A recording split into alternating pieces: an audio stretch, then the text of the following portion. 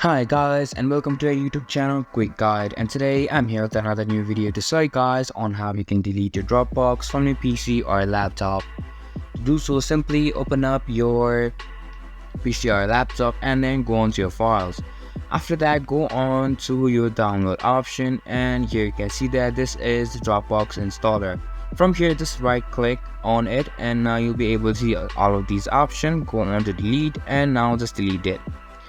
After clicking on delete, you'll notice that it will only be moved to recycle bin. So again, open up your recycle bin and now you can see that Dropbox installer is still here. Now all you have to do is again click on it and right click on it and now press on delete again, and this will actually permanently delete your Dropbox from your computer.